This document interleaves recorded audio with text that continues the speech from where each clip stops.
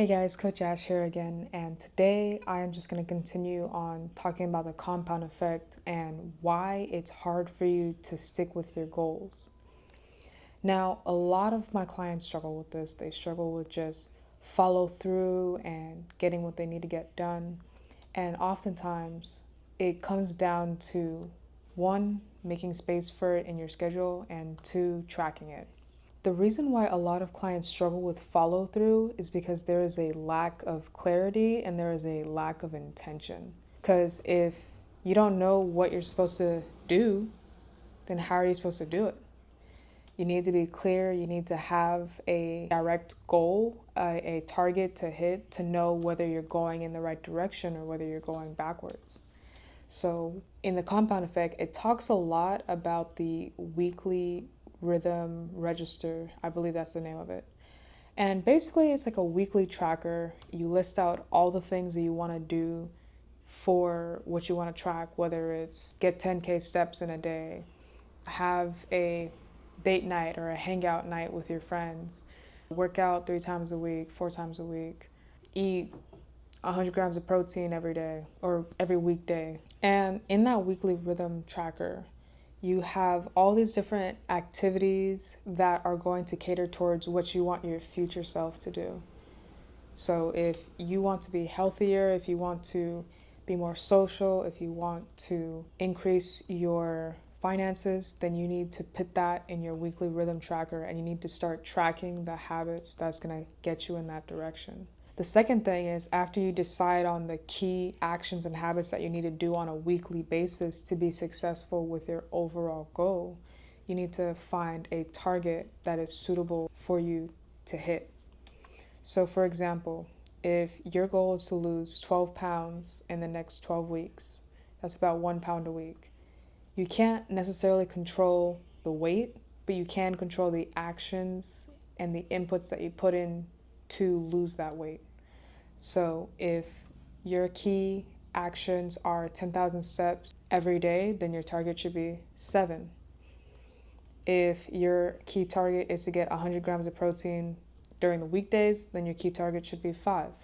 If your target is to do weightlifting 3 times a week, then your target should be 3.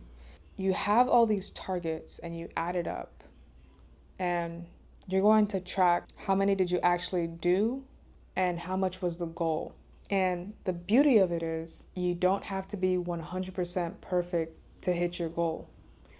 This comes from another book, The 12-Week Year, but as long as you're 85% or more in your total weekly actions, you will get closer to your goals. Anyways, so you need to have a target, you need to have a goal, and you only need to hit 85% of your goal. You don't need to hit 100, but you definitely want to make it more than 50%. That means you're applying yourself. That means that there's effort there. That means there's room for improvement. Once you're able to track your weekly habits and your actions that you want to improve on, from there you're able to build and improve something that's been established. You can't improve something that hasn't been established. So you need to start doing it first, then make changes to make it easier, more convenient, and to make it more repeatable. If you're not able to do that, then it doesn't matter what you do, you're not going to be able to follow through because you're constantly changing the plan.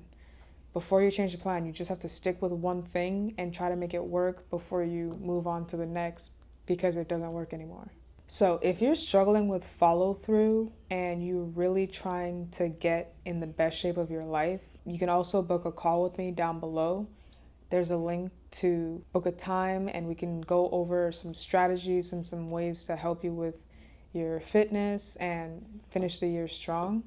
There's lots of templates online that you can use. You can download the one from the Compound Effect, but it's very simple. All you have to do is track the actual amount of times you did something versus the goal, divide that, and you get your percentage. And the more that you track, the more that you become aware of where you're lacking in, and you can find ways to show up better in that area, whether it's your social life, your finances, or your fitness. But we're mainly talking about fitness here because I'm a fitness coach. You need to know where you're at and where you stand so that you can move forward in the direction that works best for you. So hopefully this video helped. Thank you guys for watching. And if you guys like this series that I'm talking about with the compound effect, be sure to subscribe. Let me know, comment down below what else you'd like to learn from the compound effect. And I'll catch you guys in the next video. Bye.